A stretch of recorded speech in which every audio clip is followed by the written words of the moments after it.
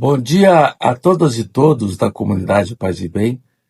Estamos hoje aqui na segunda-feira, dia 3 de agosto de 2026, gravando o programa Paisagens de número 158, que irá ao ar na terça-feira, dia 4 de agosto de 2026, às 6 horas da manhã, ficando disponível no YouTube para quem quiser assistir. O tema de nossa reflexão de hoje é reflexões em torno da prática meditativa Zen.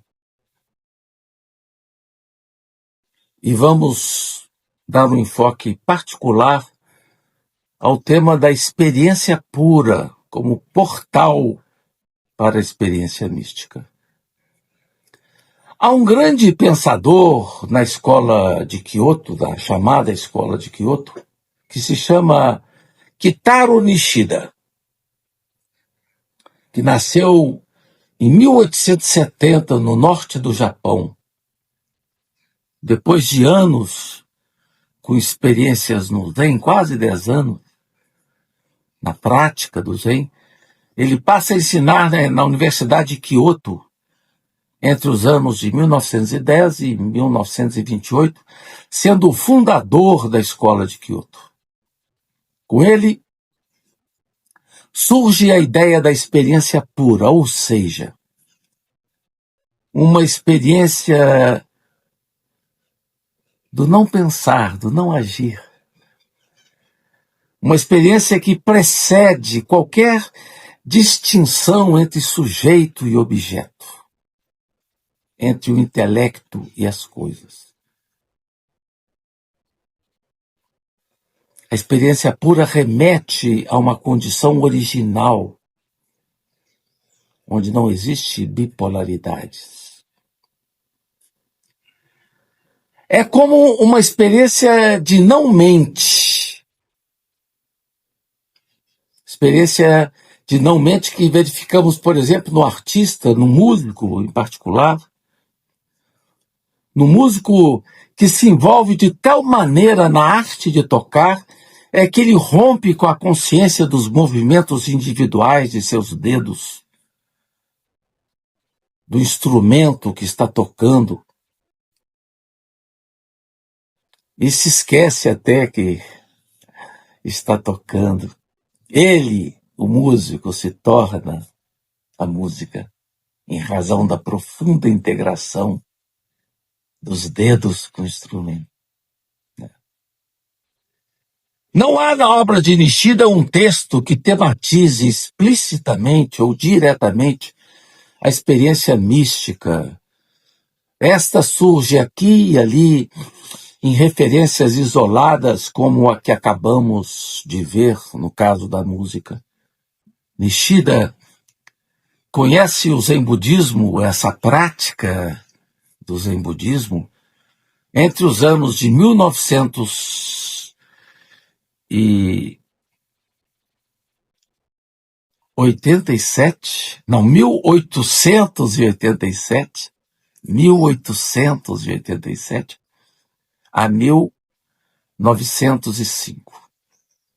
Seu conhecimento, tal como vimos, não advém apenas dos textos, do estudo dos textos do cânon budista, como os sutras, ou do estudo dos escritos dos mestres da tradição do Zen chinês Shan, ou do Zen japonês, sobretudo as do mestre Dogen, mas também da prática da meditação Zen, conhecida como Zazen. A prática da meditação sentada. De fato, podemos questionar se o Satori, que é o despertar búdico, é uma experiência mística, uma questão colocada para nós. De fato, se por mística entendemos a união da alma com Deus, traduzida na fórmula latina da unio mística, então o Zen não é místico. uma vez que, como todos nós sabemos, não faz parte do horizonte do Zen ou do budismo em geral, nem do pensamento, nem da doutrina budista, nem da experiência budista, a figura de um Deus com o qual prestamos culto ou mantemos alguma relação pessoal. Por outro lado, porém, o Zen tem características profundamente místicas, e a principal delas é a sua disciplina contemplativa. A meditação sentada, o Zazen, que visa despertar o praticante para o caminho e também despertar o praticante para a experiência originária ou luminosa da não-dualidade, que rompe com a ilusória separação entre o eu e o mundo. Essa separação de eu e mundo vem superada na prática da meditação Zen budista. A prática meditativa do Zen budismo, e de modo especial a do grande fundador do Soto Zen, do mestre Dogen, tem muito mais a ver com um lado pouco visível, até mesmo pouco atraente. No lugar de benefícios rápidos, aparecem dificuldades, aparecem a dor, a estranheza, uma transformação que se faz lenta no sujeito, é um processo gradual, como expressão de um exercício contínuo, de uma prática contínua chamada Jyoji, e de duas atitudes básicas fundamentais: o desapego e a entrega. E aqui eu me baseio nas belas reflexões do psicanalista de Campinas, José Carlos Michelazzo, um grande estudioso do Zen budismo, da prática meditativa Zen, que escreveu textos belíssimos sobre o tema, entre os quais um sobre o desapego e a entrega. O desapego seria desapego da ilusória permanência das coisas. O budismo nos coloca de forma bastante clara de que as coisas não são substanciais. Não há uma substancialidade das coisas. Todas as coisas estão marcadas pelo ritmo da passagem, da transitoriedade. Todas as coisas são impermanentes. Tudo flui, tudo passa. E ao lado do desapego, a entrega ao vazio, o encontro com o vazio, o toque da vacuidade, que não é um vazio nihilista, é um vazio pleno de sentido e que provoca um renascimento do olhar. O processo envolve o empenho em realizar a ultrapassagem entre o mundo secundário e ilusório para um modo mais originário ou verdadeiro de compreender o real, que supera essa dicotomia ou dualidade. A prática meditativa é o método para o Zen budismo, conhecida também como dhyana, que vem traduzida de modo coerente por meditação. Trata-se, no caso do Zen budismo, do apenas sentar. Shikantaza é o zazen. Você apenas senta diante da parede e medita. Isso envolve o desprendimento de um olhar antropocêntrico que vem marcado pela binaridade, no sentido de captar a originalidade interdependente, outro elemento fundamental do budismo. Todas as coisas estão entrelaçadas. Há uma originalidade interdependente, ou também conhecida como Pratyasamutpada. Pratyasamutpada. Podemos dar o exemplo da relação do peixe com a água. Os caminhos surgem para o peixe ao praticar o nado. A piscidade do peixe está nessa relação automática com a água. Peixe e água formam uma unidade não dualística. O ser humano, diversamente do peixe, é dentre todos os seres o único que se esqueceu da teia cósmica que nos une nessa interdependência. O ser humano é o único que perdeu a memória da sua originação interdependente, de sua não dualidade. E por esse esquecimento e perda lhe é exigido um esforço difícil, contínuo, para se entregar ao que originalmente ele é, não bipolar. E assim, ajudar o sujeito a fazer o caminho de volta à sua própria casa. Para o Zen Budismo, esse retorno do homem é realizado mediante duas atitudes fundamentais, como falei: desapego e entrega. Mediante a prática contínua, o praticante ultrapassa os dois conhecidos estados da mente, a vigília e o sono. A meditação se encontra entre a vigília e o sono. Estado meditativo, que não nos é dado naturalmente.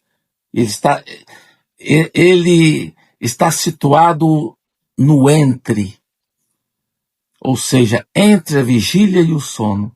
Trata-se de um momento que precede por um exercício bastante difícil, colocar o corpo numa espécie de casulo.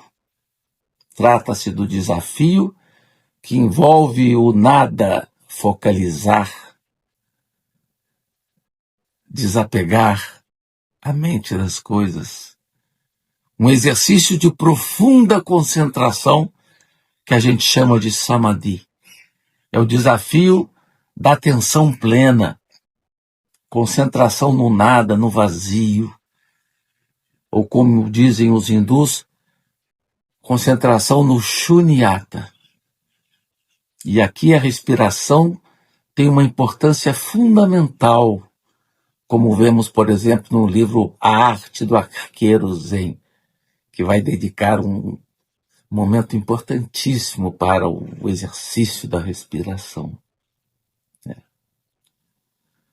Não é mais um si mesmo que respira, mas é a própria respiração que respira. Para compreender o significado do penetrar o si mesmo, contamos com a preciosa ajuda desse pensador de Campinas, José Carlos Michelazzo, um grande amigo, no seu texto sobre a entrega e o desapego. Eu quero ler para vocês um trechinho pequeno que eu escolhi aqui para ler para vocês. Diz aqui o José Carlos Michelazzo: para penetrar o verdadeiro si mesmo, o homem deve deixar completamente todas as experiências e conhecimentos religiosos adquiridos, tomar seu si mesmo, como também o do Buda, inteiramente livres, de uma vez por todas, se desprender de si e saltar para o puro nada. É uma experiência de polimento de si. Polir, diz aqui o Michelazzo. Sentar-se diante da parede em zazen é o mesmo que polir. Polir. Polir. Polir a parede diante da qual você está em frente. Os primeiros lampejos da iluminação aparecem um dia em que a parede se torna vidro. E pela transparência se vê coisas que estão do lado de fora daquele ambiente da meditação que é o Zendo. É preciso continuar a polir, permanentemente a polir. pois caso contrário, o vidro volta a se tornar parede. Caso o praticante continue a polir, um dia o vidro de repente se estilhaça e aí ele é envolvido imediata e diretamente com as coisas e os âmbitos de dentro e de fora daquele lugar desaparecem. Esta, então, é a experiência da iluminação. Sobre o momento inesperado em que se dará o estilhaçamento do vidro, é algo envolto em mistério, que sempre se mostra de forma fortuita ou contingente nas narrativas zen, sempre muito singulares para cada um dos despertares. O toque de um sino, a batida de uma porta, a repreensão do mestre ou o barulho de uma tigela que se parte ao chão. Tudo isso pode se tornar um gatilho, uma centelha que vai disparar a chispa da iluminação. E isso se dá através da prática contínua. Para Dogen, a prática contínua brota das condições de coexistência, que para ele significam uma teia de interdependência. Na verdade, embora Nishida nunca tenha se referido explicitamente sobre a mística, a sua noção de experiência pura de que falamos, tal como os especialistas interpretam, é devedora, se não na totalidade, mas em grande parte, à proximidade de Nishida com o Zen budismo. Nesse sentido, o Zen é a grande fonte inspiradora para essa palavra-chave, mediante a qual o filósofo abre um novo paradigma, tanto filosófico quanto religioso, ao ponto de se poder afirmar que a experiência pura é estruturalmente equivalente à formulação do Satori, em Dogen, que a gente pode definir como sendo o abandono do corpo e da mente. Vamos, por conseguinte, explorar um pouco esse parentesco entre a experiência pura e a experiência do luminoso, fazendo agora, porém, o caminho inverso ao de Nishida, da experiência pura para a experiência do Satori, do despertar búdico. Para tanto, recordemos o aspecto central da noção de experiência pura. Trata-se da experiência que precede toda a distinção, como já falamos, entre sujeito e objeto. Vimos também que a experiência pura tem já sua presença nas experiências da vida cotidiana, que exigem do seu executor uma concentração, como no caso do marceneiro, do alpinista, do músico, do artista. A palavra concentração é fundamental para os budistas, que a denominam samadhi, e admitem que essas atividades especiais do cotidiano, sem dúvida, podem provocar uma forma de concentração. Então, o samadhi está relacionado com aquele nível de concentração alcançado após uma longa experiência de meditação. Temos que prestar atenção a esse momento presente, a totalidade do que está acontecendo no agora. Aquele que medita tem que estar atento a todos os detalhes do cotidiano. No caso do Zazen, é quando o muro diante do qual o praticante se coloca se desfaz, vira vidro e se estilhaça. Ao final de um período de tempo que pode durar meses, anos, ou nunca acontecer, ou durar poucos minutos para alguns, A mente fica simplesmente assim parada, sem nenhum tipo determinado de humor, nem alegre nem triste, mas envolta de uma sensação de calma e quietude, e ao mesmo tempo alerta e atenta, ampla e dilatada, nesse nível de plena atenção ao momento presente, de alerta ao tempo presente, o praticante pode alcançar o samadhi profundo. E quando isso acontecer, o que resta é apenas uma mente inteiramente desprendida de tudo, e ao mesmo tempo entregue ao nada, ao vazio. Até mesmo o foco da respiração desaparecerá, ficando em seu lugar apenas um gesto passivo de observação ao que acontece em seu entorno. Em tal nível de abandono da suposta instância interna do eu,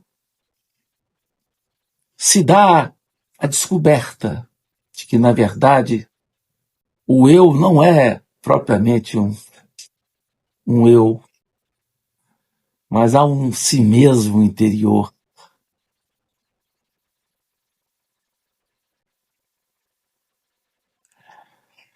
É nesse ponto que o si mesmo controlador começa, o si, né? Começa a desaparecer. E se dá o gatilho do despertar.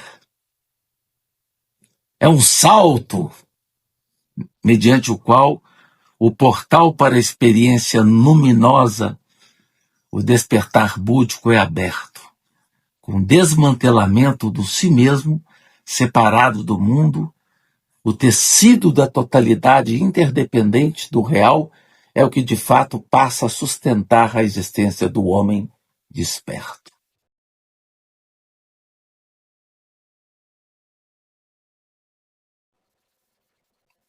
Então essa experiência fundamental que ocorre através da prática do Zazen é que eu quis transmitir para vocês nesse nosso encontro de hoje, muito especial. Agradeço a todas e todos que estão me assistindo nesse momento ou que vão me assistir depois. Agradeço também ao Felipe Albani com toda a sua ajuda técnica. Desejo a todas e todos uma linda semana, ainda neste inverno. Né? Muita alegria, muita esperança, muito desapego e muita entrega. Paz e bem.